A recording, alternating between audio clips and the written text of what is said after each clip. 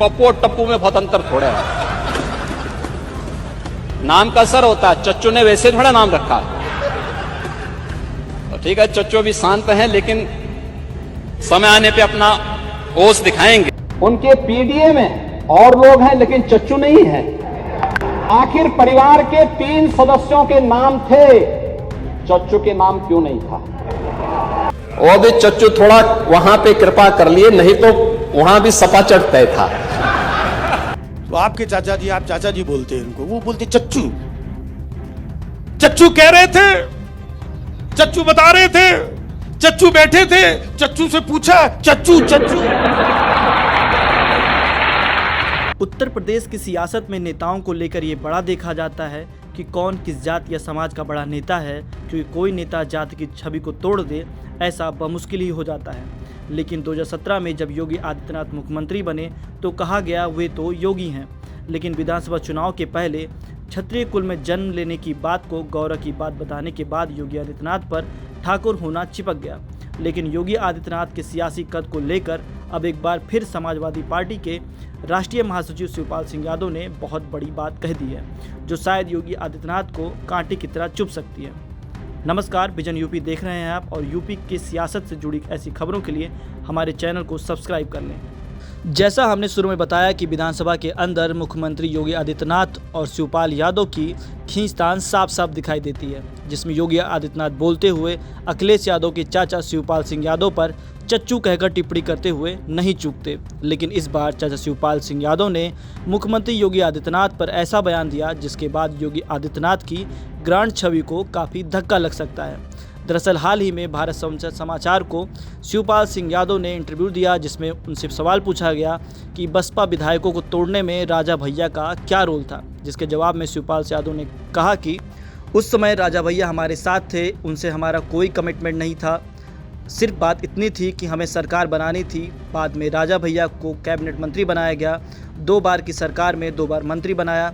राजा भैया नेताजी का सम्मान करते थे, हमारा भी सम्मान करते थे, आज भी करते हैं। वे अपने बल पर जीत कर आते थे, जनता के दिल में जीतते थे, तभी तो जीत कर आते थे। इतना ही नहीं, राजा भैया से अपने पुराने रिश्तों को शिवपाल यादव बताते ही हैं, लेकिन साथ ही साथ राजा भैया पर तंज भी शिवपाल यादव बखूबी कर जाते हैं। शिवपाल सिंह यादव कहते हैं कि अब वो जो बातें विधानसभा में करते हैं वो अच्छी नहीं लगती। अब इतनी बात कहकर शिवपाल यादव राजा भैया को लपेटे में लेने के साथ साथ योगी आदित्यनाथ को भी घेर लेते हैं। राजा भैया से बात शुरुआत करते हुए शिवपाल यादव कहते हैं, ठाकुरों की बात चले तो ठाकुरों में राजा भैया से बड़ा कोई आदमी अभी बीजेपी में नहीं, उसे भाजपा में मंत्री बनाना चाहिए। और अगली ही लाइन में योगी आदित्यनाथ की ग्रैंड इमेज को हाफ एनकाउंटर करते हुए शिवपाल यादव कहते हैं कि योगी अगर मुख्यमंत्री नहीं होते तो बड़े नेता तो राजा भैया ही थे, मुख्यमंत्री तो किसी को भी बना दो, बड़ा हो ही जाएगा। अब इस बात से जुड़ा वो किस्सा भी जान लीजिए कि आखिर शिवपाल यादव ने राजा भैया को लेकर किस सियासी किस्से की बात कही थी। दरअसल 2003 में बसपा के 40 विधायकों की टोली ने समाजवादी पार्टी से मिलकर सरकार बनाई। इसकी जिम्मेदारी शिवपाल यादव और अमर सिंह को दी गई थी। हालांकि आए हुए विधायकों को मंत्री पद देकर सम्मान किया गया। समाजवादी पार्टी ने अपने 2 कार्यकाल में राजा भैया को 3 बार मंत्री पद का दायित्व दिया, 2003 और 2012। 2012 में कुंडा के सीओ हत्याकांड के बाद राजा भैया ने इस्तीफा दे दिया। सीबीआई की प्राथमिक रिपोर्ट में क्लीन चिट मिलने के बाद उन्हें पुनः मंत्री बनाया गया था। ऐसे में रघुराज प्रताप सिंह उर्फ राजा भैया का पुराना संबंध समाजवादी पार्टी से अच्छे से रहे। पुराने संबंधों का रास्ता शिवपाल सिंह और अमर सिंह से होता हुआ समाजवादी पार्टी के मंत्री पद तक पहुंचा।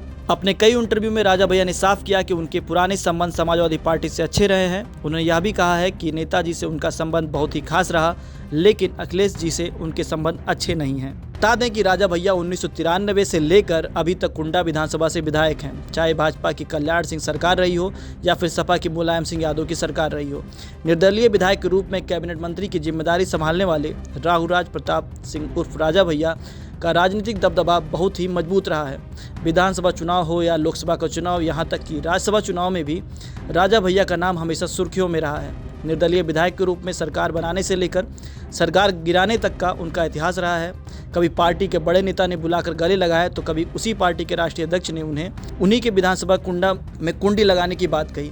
सियासी बयानबाजी के बीच सालों साल पुराने रिश्तों में मोटी दरार आती चली गई। नतीजा यह हुआ कि खुद नए दल की स्थापना करके अपने दल से विधानसभा पहुंचे।